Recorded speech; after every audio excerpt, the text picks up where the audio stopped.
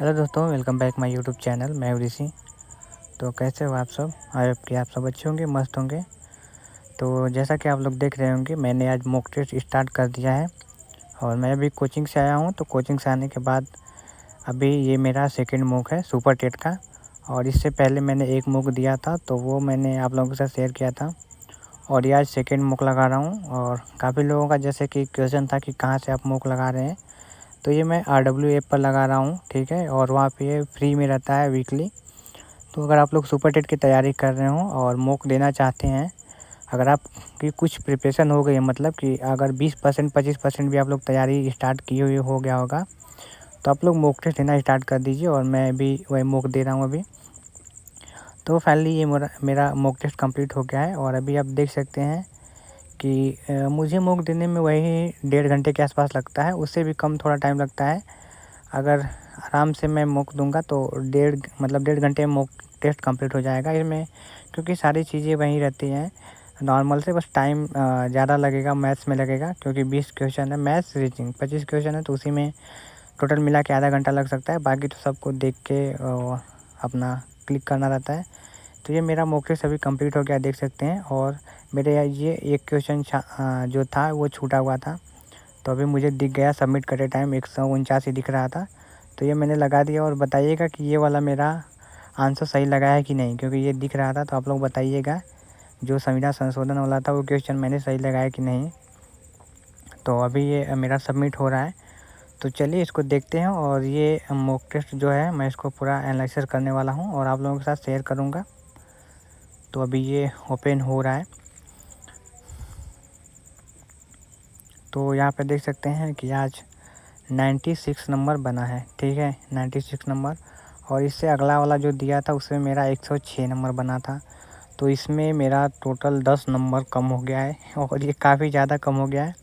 लेकिन ठीक है, कोई नहीं, अभी तो स्टार्ट किए प्रिपरेशन। और अभी तो मैं मॉक भी नहीं देने वाला था, लेकिन पता नहीं क्यों फिर मुझे लगा कि नहीं, मॉक टेस्ट देना चाहिए, क्योंकि जो चीज़ें हैं वो मॉक टेस्ट से ही क्लियर होंगी। तो इस ऐप में आप देख रहे हैं कि इसमें मतलब थोड़ा सा ये एनालिसिस वाला सिस्टम जो थोड़ा सा मुझे एनालाइज वाला थोड़ा गड़बड़ लग रहा है। क्योंकि इसमें अगर मिक्स माला मान लीजिए कि इसमें मिसलेनियस क्वेश्चन है, लेकिन तो यहाँ पे जब सबमिट कर देने के बाद उसमें अगर डिवाइड करता, सारे सब्जेक्ट वाइज देता, तो थोड़ा सा हमें मिलाने में सही रहता है कि हाँ कौन सा सब्जेक्ट से कितना क्वेश्चन गलत हुआ है कितना सही हुआ है। तो ये चीज़ें मुझे थोड़ा सा गड़बड़ लग रही है। बाकी अभी क्या करना है, सारे क्वेश्चन देखेंगे, फिर उसके बाद मिलाएंगे। वही एक ही मतलब है ऑप्शन। अब तो सारा क्वेश्चन पढ़ना पड़ेगा और फिर देखना पड़ेगा कौन कौन से सब्जेक्ट से कितने क्वेश्चन गलत हुए हैं। और कुछ सब्जेक्ट ऐसे हैं तो जो कि समझ भी नहीं आता है कि ये किस सब्जेक्ट से दिया हुआ है। बाकी देखते हैं और पूरा हम एनालिसिस करेंगे और आपको बताएंगे कि कौन सा सब्जेक्ट से मेरे कितने नंबर बन रहे हैं। तो अभी तो मैंने ऐसे ही सारा क्वेश्चन अपना स्कोर करके देखा है कि कितना क्वेश्चन मेरे बने हुए हैं। तो टेस्ट देने के बाद पहले मैं करता हूँ लंच, और फिर लंच करके जब वापस आता हूँ तब अब मैं अभी करने वाला हूँ मॉक टेस्ट का एनालिसिस। और अभी इसमें देखेंगे कि हर सब्जेक्ट से मेरे कितने नंबर बन रहे हैं। तो ये चीज़ें आप लोगों को जानना ज़रूरी है, और तभी आप लोग अपना तैयारी कर पाएंगे आके कि कौन सा चैप्टर में आपका गलत हो रहा है, कितना गलत हो रहा है, और कौन सा सब्जेक्ट आपका वीक पड़ रहा है। तो जो भी आपका सब्जेक्ट वीक हो रहा है, जिसमें कम नंबर आएंगे, उसका आप लोगों को प्रैक्टिस थोड़ा ज़्यादा करना है। और जिसमें नंबर ठीक ठाक आ रहे हैं उसको अगर थोड़ा सा कम टाइम देंगे तो भी चलेगा, लेकिन रेगुलर तो उस सब्जेक्ट को भी पढ़ना है। ऐसा नहीं कि जिसमें ठीक नंबर आए उसको छोड़ दें। तो उसको छोड़ेंगे तो आपका फिर वहीं गड़बड़ हो जाएगा वो भी सब्जेक्ट। तो अगर जो भी आपका सब्जेक्ट है उसको भी प्रॉपर टाइम देना चाहिए, ताकि वो उसी तरह बना रहे, उसका नंबर कम ना हो। बाकी मैंने यहाँ पे देख सकते हैं, मैंने जो भी मुझे सब्जेक्ट लगे उसको मैंने लिख दिया, जैसे कि CDP लिख दिया है, और लैंग्वेज लिख दिया है हिंदी इंग्लिश संस्कृत। फिर उसके बाद मैथ्स लिख दिया है, और उसके बाद मैंने GK GS लिख दिया है। फिर उसके बाद साइंस लिख दिया है, और फिर कंप्यूटर लिख दिया है। तो ये चीज़ें जो मुझे ऐसा सब्जेक्ट लगा कि हाँ इसको थोड़ा समझना चाहिए कि कितना कितना मेरा उसमें से गलत हो रहा है, तो मैंने यहाँ पर नंबर लिख दिया है। और अभी देख रहे हैं कितना हमारा सही हो रहा है कौन सा सब्जेक्ट में और कितना गलत हो रहा है। तो ये सारी चीज़ें मुझे मतलब स्क्रॉल करके हर चीज़ें मतलब देखना रहता है। तो अभी वही देख रहे हैं। तो इसमें जैसे कि ये चीज़ें क्लियर नहीं हो रही कि कौन से GK के क्वेश्चन है, जैसे कि कौन सा और SST के पार्ट में कौन से क्वेश्चन है, और कौन से क्वेश्चन करेंट अफेयर के। तो ये चीज़ें सारी लगता है कि मतलब इसमें मिक्स टाइप का आ गया है। तो ये मैं चीज़ें जितना मुझे लग रहा है उसको मैं मिक्स करके लिख रहा हूँ। तो इसमें आप लोगों को समझना पड़ेगा कि जीके और करंट अफेयर के मैंने एक ही में लिख दिए हैं नंबर, जो कि यहाँ पे मेरे 15 नंबर अभी बने हैं। बाकी इसमें एसएसटी वाला भी मैं इसी जीके जीएस में ही ऐड करने वाला हूँ कि मेरे स्टैटिक और करंट अफेयर और एसएसटी, जिसमें कि हिस्ट्री, ज्योग्राफी, पॉलिटी आता है, ये सारी चीज़ें अगर आप देखेंगे तो लगभग में आपका जीके जीएस, करंट अफेयर और स्टैटिक ये आपका 30 नंबर का है। उसके बाद एसएसटी आपका लगभग में 8 नंबर का है। तो अगर आप टोटल देखेंगे तो लगभग में आपका ये 40 नंबर, 38 या 40 नंबर के आसपास बन रहा है। तो उसमें मैं आप लोगों को बताऊंगा कि कितना नंबर है। बाकी यहाँ पे मैंने अपना हिंदी का मिला लिया। तो हिंदी का आप लोगों को पता होगा कि हिंदी 20 नंबर का है, और हिंदी 20 नंबर में मेरे 12 नंबर आए हैं। तो मान लीजिए कि ठीक ठाक है थोड़ा, लेकिन हिंदी को पढ़ना है। और इसमें ये जो रचना वगैरह है उसमें ज़्यादा क्वेश्चन नहीं, 1-2 क्वेश्चन, 2-3 क्वेश्चन मिले हैं। बाकी तो और सब यही संधि समास इन्हीं से क्वेश्चन था। तो इसमें मेरे 12 क्वेश्चन हुए हैं।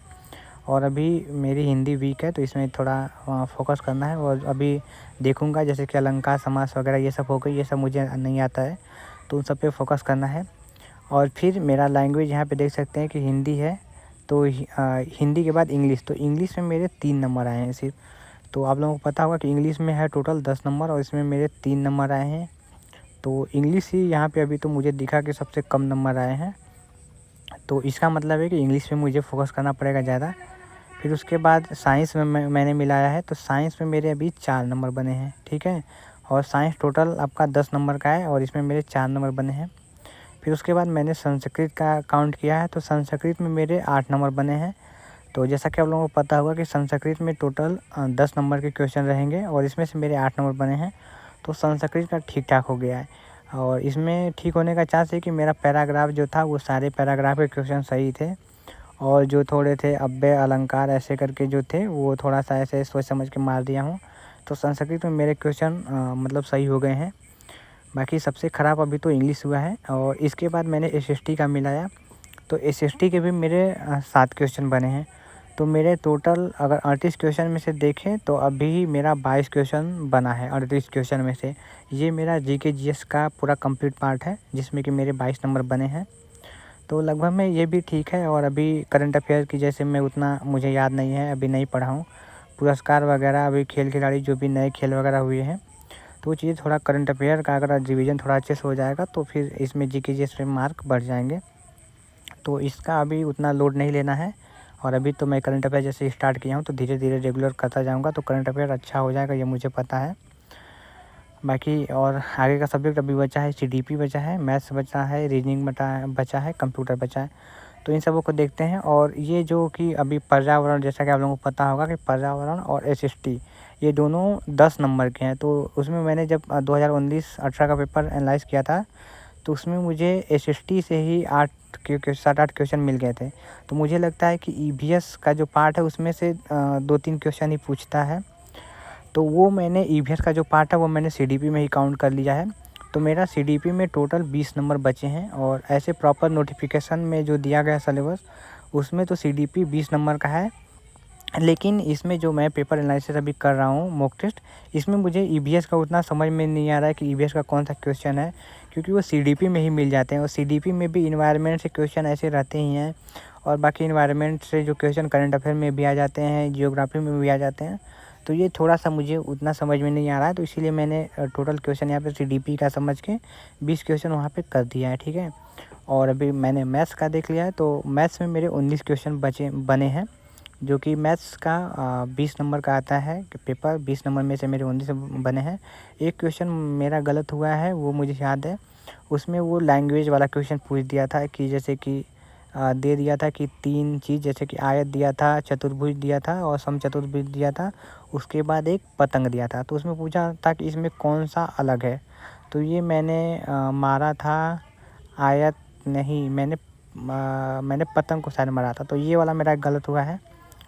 और फिर उसके बाद कंप्यूटर से मेरे 4 नंबर बने हैं, और साइंस और रीजनिंग से भी मेरे 4 नंबर बने हैं। तो कंप्यूटर के 5 नंबर आते हैं, तो मेरा एक क्वेश्चन गलत हुआ है। और रीजनिंग का आता है 5, तो वो भी मेरा एक गलत हुआ है, 4 बना है। तो यहाँ पे आप प्रॉपर देख सकते हैं कि सीडीपी में 20 नंबर बना है, हिंदी में बना है 12 नंबर, इंग्लिश में 3 नंबर, संस्कृत में 8 नंबर, और स्टैटिक, करंट अफेयर और जीके, ये मेरा टोटल मिलाकर 22 नंबर बना है। मैथ्स में 19 बना है, रीजनिंग में 4 बना है, साइंस में भी 4 बना है और कंप्यूटर में भी 4 बना है। तो यहाँ पे टोटल अगर काउंट करेंगे तो मेरा 96 नंबर बना है। आप यहाँ पे देख सकते हैं प्रॉपर अच्छे तरीके से। तो ये मैंने पेपर एनालिसिस कर लिया है और इसके बाद मैं अपने नोट्स का वही रिवीजन करने वाला हूँ, जो कि मैं कोचिंग से करता हूँ और जैसा कि आप लोगों को मैंने बताया है। तो बस वीडियो हम यहीं पे रखते हैं और उसके बाद अपना पढ़ाई करके हम चले जाते हैं घर पे। तो इसके अलावा अगर आपको कोई भी क्वेश्चन आता है तो आप यहाँ पे कमेंट कर सकते हैं या फिर मुझे इंस्टाग्राम पे मैसेज कर सकते हैं MIDC ऑफिशियल। तो चलते हैं और फिर मिलते हैं किसी नेक्स्ट वीडियो में।